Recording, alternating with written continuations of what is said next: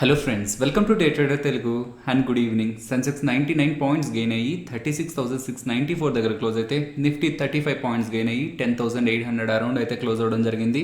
So ఇవాళ important టాపిక్స్తో పాటు yes bank topic దగ్గర నేను మీకు ఎస్ఎల్బి అకౌంట్ గురించి కొంత ఇంపార్టెంట్ డేటాను అయితే షేర్ చేస్తాను. Stock lending and borrowing mechanism గురించి మనం ఆ టాపిక్ దగ్గర అయితే మాట్లాడుకుందాం. మొదటగా గూగుల్ సీఈఓ సుందర్ గారు చేసిన స్టేట్మెంట్స్ గురించి మాట్లాడుకుందాం ఫ్రెండ్స్. గూగుల్ రానున్న రోజుల్లో ఇండియాలో $10 బిలియన్ దగ్గరగా, అంటే 75,000 crores దగ్గరగా ఇన్వెస్ట్మెంట్స్ చేయబోతుందని, ఇది కంట్రీ ఒక డిజిటల్ ఎకానమీని ఇంప్రూవ్ చేయబోతుందని చెప్పడం జరిగింది. ఈ పెట్టుబడులన్నీ కూడా రానున్న 5 to 7 years లో చేస్తారు అని చెప్తున్నారు ఫ్రెండ్స్. సో ఇక్కడ మనం గమనించాల్సింది, రీసెంట్ టైమ్స్లో జియో ప్లాట్ఫామ్స్లో వస్తున్న గ్లోబల్ ఇన్వెస్ట్మెంట్స్, కొన్ని కోట్లలో ఇన్వెస్ట్మెంట్స్ జియో ప్లాట్ఫామ్స్లో వస్తున్నాయి. అలాగే ఎయిర్టెల్ అండ్ వొడాఫోన్ ఏరియాలో కూడా అమెజాన్ వాళ్ళు, గూగుల్ వాళ్ళు పెట్టుబడులు చేయాలనుకుంటున్నారని కూడా కొన్ని రూమర్స్ అయితే నడుస్తూ ఉన్నాయి. అండ్ ప్రెసెంట్ గూగుల్ వాళ్ళు కూడా రానున్న రోజుల్లో 75,000 crores నెక్స్ట్ 5 to 7 years లో ఇండియాలో ఇన్వెస్ట్మెంట్ చేస్తా అంటున్నారు.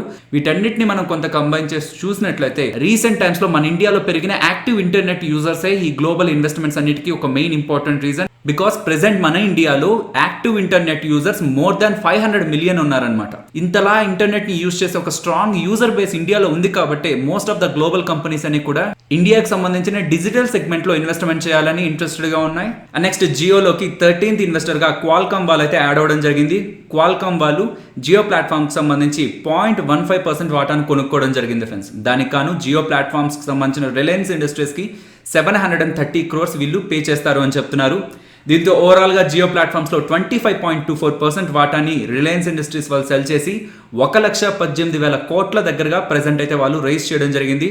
సో నేను రీసెంట్గా ఇంటెల్ వాళ్ళు ఇన్వెస్ట్మెంట్ చేసినప్పుడు కూడా 1,894 crores, ఆల్మోస్ట్ 1,900 crores మనకు అక్కడ ఇన్వెస్ట్మెంట్గా కనిపిస్తుంది. కంపేర్డ్ విత్ అదర్ ఇన్వెస్ట్మెంట్స్ మనకి ఈ నెంబర్ చాలా తక్కువగా ఉన్నా సరే, డెస్క్టాప్స్ ఆర్ ల్యాప్టాప్స్కి చిప్ సెట్స్ని మ్యానుఫ్యాక్చర్ చేసే ఇంటెల్ వాళ్ళు చేసిన ఇన్వెస్ట్మెంట్ని మనం చాలా పాజిటివ్గా చూడాలి. బికాస్ రానున్న రోజుల్లో జియో వాళ్ళు ఏదైనా కొత్త ప్రొడక్ట్ని తయారు చేయాలనుకుంటే దానికి ఇంటెల్ వాళ్ళ హెల్ప్ ఉంటుందన్నమాట. అలాగే క్వాల్కామ్ వాళ్ళు చేసిన ఇన్వెస్ట్మెంట్ని కూడా, క్వాల్కామ్ వాళ్ళు కూడా చిప్ సెట్ మ్యానుఫ్యాక్చరింగ్లోనే ఉంటారు. సో స్నాప్ డ్రాగన్ ప్రాసెసర్ని మీరు విన్నట్లయితే మీకు ఆండ్రాయిడ్ ఫోన్స్లో కానీ వీటిలో వినిపిస్తూ ఉంటుంది ఈ పేరు.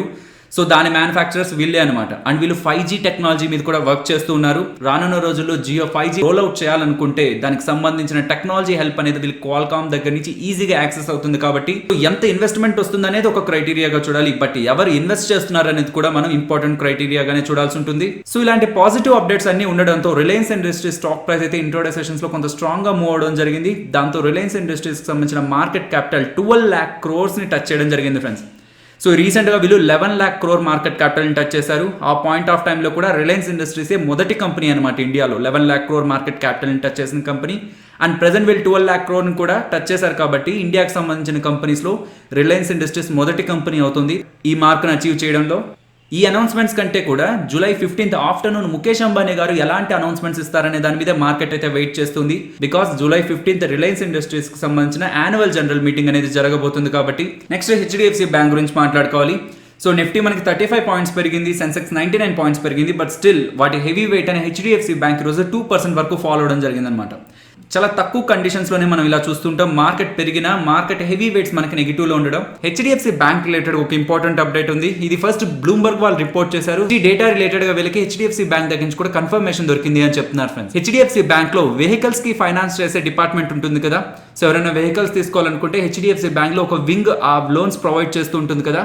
దాంట్లో కొంత టైం బ్యాక్ నుంచి కూడా కొన్ని అవకతవకలు జరుగుతున్నాయి. సో దాంట్లో లోన్స్ ప్రొవైడ్ చేసే దాంట్లో ప్రాపర్ నార్మ్స్ ని ఫాలో అవ్వకుండా కొన్ని బ్యాడ్ ప్రాక్టీసెస్ అక్కడ నడుస్తున్నాయని చెప్పి వచ్చిన అప్డేట్ తో హెచ్డిఎఫ్సి బ్యాంక్ వాళ్ళు వెహికల్ ఫైనాన్సింగ్ డిపార్ట్మెంట్, అంటే హెచ్డిఎఫ్సి బ్యాంక్ లో ఏ సెగ్మెంట్ లో అయితే వెహికల్స్ కి లోన్స్ ప్రొవైడ్ చేస్తుంటారో ఆ డిపార్ట్మెంట్ మీద ఇన్వెస్టిగేషన్ చేస్తున్నారు అని చెప్పి బ్లూంబర్గ్ వాళ్ళు అయితే ఫస్ట్ అప్డేట్ ఇవ్వడం జరిగింది. లేటర్ ఆ డేటాని హెచ్డిఎఫ్సి బ్యాంక్ దగ్గర నుంచి కూడా కన్ఫర్మ్ చేసుకున్నారు అని చెప్తున్నారు. అండ్ నెక్స్ట్ రొసారీ బయోటెక్ ఐపీఓ అయితే ఈ రోజు ఓపెన్ అయింది కదా. సో ఈ రోజు సబ్స్క్రిప్షన్ డేటా ఎలా ఉందో ఒకసారి గమనిద్దాం ఫ్రెండ్స్. క్యూఐబీస్ అంటే క్వాలిఫైడ్ ఇన్స్టిట్యూషనల్ బయర్స్ దగ్గర నుంచి 0.4 times సబ్స్క్రిప్షన్ జరిగింది. నాన్ ఇన్స్టిట్యూషనల్ ఇన్వెస్టర్స్ దగ్గర నుంచి 0.1 time, రీటైల్ ఇండివిజువల్ ఇన్వెస్టర్స్ దగ్గర నుంచి 0.9 times మనకి సబ్స్క్రిప్షన్ అయితే జరిగిందనమాట. ఈ క్యూఐబీస్ ఎన్ఐఐ, సో వీళ్ళ దగ్గర నుంచి మనకి ప్రెసెంట్ చాలా తక్కువగా డేటా కనిపిస్తూ ఉంటుంది. కానీ ఐపీఓ క్లోజ్ అయిపోయే రోజు ఎండింగ్ లో మనకి వీళ్ళ దగ్గర నుంచి రియల్ నెంబర్ అనేది బయటపడుతుంది అనమాట. సో ఇప్పుడు చూడండి 0.4 times 0.1 time కనిపిస్తుంది కదా. సో ఇదే డేటాని మీకు ఈ ఐపీఓ క్లోజ్ అయ్యే రోజు మళ్ళీ చూపిస్తాను. సో ఆ పాయింట్ ఆఫ్ టైంలో మనకు అక్కడ నెంబర్స్ చాలా డ్రాస్టిక్ గా చేంజ్ అయ్యింటాయి. రీటైల్ ఇండివిజువల్ ఇన్వెస్టర్స్ దగ్గర నుంచి మనకి ఐపీఓ ఓపెన్ అయినప్పటి నుంచి కూడా ట్రెండ్ కనిపిస్తూ ఉంటుంది అనమాట. సో స్టార్టింగ్ లోనే వాళ్ళ దగ్గర నుంచి మనకు కొంత యాక్షన్ అయితే కనిపిస్తూ ఉంటుంది. బట్ వీళ్ళ ముగ్గురులో మనం ఎవరిని ఎక్కువగా ఇంపార్టెంట్ గా తీసుకోవాలంటే వీళ్ళని అనమాట, నాన్ ఇన్స్టిట్యూషనల్ ఇన్వెస్టర్స్ ని. బికాస్ బయట వాళ్ళు ఇంట్రెస్ట్ కంటే వడ్డీకి తెచ్చి మరీ ఐపీఓస్ లో ఇన్వెస్ట్ చేస్తుంటారు. సో వీళ్ళ దగ్గర నుంచి ఎప్పుడైతే మనకి హై సబ్స్క్రిప్షన్ నెంబర్ కనిపిస్తూ ఉంటుందో, సో దట్ మనం ఐపీఓ రిలేటెడ్ గా కూడా కొంత లిస్టింగ్ గెయిన్స్ ఎక్కువ ఉంటాయని ఎక్స్పెక్ట్ చేయొచ్చు. అండ్ ఈ రొసారీ బయోటెక్ రిలేటెడ్ గా స్వాట్ అనాలిసిస్, ఆ కంపెనీ రిలేటెడ్ గా స్ట్రెంత్ ఏంటి, వీక్నెస్ ఏంటి, ఆపర్చునిటీ ఏంటి అండ్ థ్రెట్ ఏంటి అనే ఒక ఇమేజ్ ను కూడా నేను మీకు టెలిగ్రామ్ లో పెట్టాను. మీ ఫ్రీ టైంలో దాన్ని ఒకసారి గమనించడానికి అయితే ప్రయత్నించండి. అండ్ నెక్స్ట్ ఎస్ బ్యాంక్ గురించి మాట్లాడుకోవాలి. ఎస్ బ్యాంక్ వాళ్ళు ఎప్పుడైతే వాళ్ళ ఎఫ్పిఓ ప్రైస్ అంటే వాళ్ళ follow on public offering price 12 to 13 rupees band లో రాబోతుందని చెప్పి అనౌన్స్ చేశారో, అప్పటి నుంచి మనకి స్టాక్ ప్రైస్ లో కొంత ఫాల్ కనిపిస్తుంది. బట్ మనీ కంట్రోల్ వాళ్ళు మనకు చెప్తున్న ఇంపార్టెంట్ డేటా ఏంటంటే, ఈ ఎఫ్పిఓ ప్రైస్ 12 to 13 రూపీస్ అని అనౌన్స్ చేయకముందే SLB stock lending and borrowing account mechanism ద్వారా 96 lakh షేర్స్ దగ్గరగా షార్ట్ చేశారు అని చెప్తున్నారు అనమాట. అంటే డేటా రాకముందే కొంతమంది ఇన్వెస్టర్స్ ఎస్ బ్యాంక్ రిలేటెడ్ గా హ్యూజ్ షార్ట్ పొజిషన్స్ ని క్రియేట్ చేశారు. సో ఈ పొజిషన్స్ అన్ని కూడా ఎఫ్పిఓ డేటా బయటకు అనౌన్స్ చేయకముందు అంటే July 9th అయితే క్రియేట్ అయ్యాయని చెప్తున్నారు ఫ్రెండ్స్. సో ఇప్పుడు stock lending and borrowing mechanism గురించి కొంత డేటాను అయితే మాట్లాడతాను. చెప్పండి, ఒక స్టాక్ ఎఫ్ఎన్ఓలో లేదనుకుందాం, ఫ్యూచర్స్ అండ్ ఆప్షన్స్ ఒక స్టాక్ లేవు. సో ఆ స్టాక్ రిలేటెడ్ గా మీకు నెగిటివ్ ఒపీనియన్ ఉంది, రానున్న రోజుల్లో ఆ స్టాక్ పడిపోతుందని మీరు ఎక్స్పెక్ట్ చేస్తున్నారు. సో దాని రిలేటెడ్గా మీరు షార్ట్ పొజిషన్ అంటే ఈ రోజు మీరు ఆ స్టాక్ రిలేటెడ్గా సెల్ పొజిషన్స్ క్రియేట్ చేయాలనుకుంటే ఎలా క్రియేట్ చేస్తారు? మీ డీమ్యాట్ అకౌంట్లో లేని షేర్స్ని మీరు షార్ట్ చేసినట్లయితే ఆ రోజులోపు మీరు కవర్ చేసేయాల్సి వస్తుంది. కాబట్టి సో మీకు ఏ స్టాక్ రిలేటెడ్గా నెగిటివ్ ఒపీనియన్ అని రానున్న రోజుల్లో రిజల్ట్స్ బాగోవని మీకు ఉన్నా సరే, మీకు మైండ్లో ఉన్నా సరే, మీరు ఆ స్టాక్ రిలేటెడ్గా షార్ట్ పొజిషన్స్ని over a period of time continue చేయడం అనేది నార్మల్ కేసెస్లో కుదరదు. బట్ ఈ stock lending and borrowing mechanism ద్వారా మీ డీమ్యాట్ అకౌంట్ లో లేకపోయినా సరే వాటిని షార్ట్ చేసి రానున్న రోజుల్లో ఆ స్టాక్ ప్రైస్ పడిపోయిన తర్వాత మళ్ళీ వాటిని మీరు బై చేసి ప్రాఫిట్స్ లో అయితే ఉండొచ్చు. మెకానిజం ఎలా ఉంటుందంటే, ఇన్ఫోసిస్ కంపెనీలో మీ దగ్గర 1000 షేర్స్ అనుకుందాం for this example Infosys F&O లోనే లేదు, బట్ స్టిల్ ఇన్ఫోసిస్ డౌన్ అవుతుంది అండ్ నేను దాంట్లో షార్టింగ్ పొజిషన్ క్రియేట్ చేయాలనుకుంటే, బట్ నా దగ్గర నా డీమ్యాట్ అకౌంట్ లో ఎటువంటి షేర్స్ లేవు. బట్ నేను రానున్న రోజుల్లో ఇన్ఫోసిస్ కొంత నెగిటివ్ రిజల్ట్స్ పోస్ట్ చేస్తుంది అని, కొంత స్టాక్ ప్రైస్ కూడా డౌన్ అవుతుందని నేను అనుకుంటున్నాను. సో ఇప్పుడు నేను ఏం చేస్తానంటే, ఈ stock lending and borrowing mechanism use చేసి మీ దగ్గర మీ డీమ్యాట్ లో ఉన్న షేర్స్ ని నేను అప్పుగా తీసుకుంటానన్నమాట.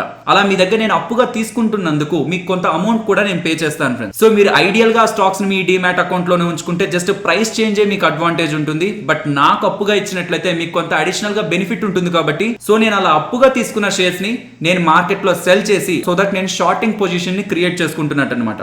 So over a period of time నేను అనుకున్న టార్గెట్ రీచ్ అయింది అంటే స్టాక్ డౌన్ అయింది అనుకోండి, నేను లోయర్ లెవెల్స్ లో ఆ స్టాక్స్ ని మళ్ళీ కొని మీ దగ్గర నుంచి ఏ షేర్స్ అయితే నేను అప్పుగా తీసుకున్నానో ఆ షేర్స్ ని మళ్ళీ నేను మీకు డెలివరీకి ఇచ్చేస్తాను.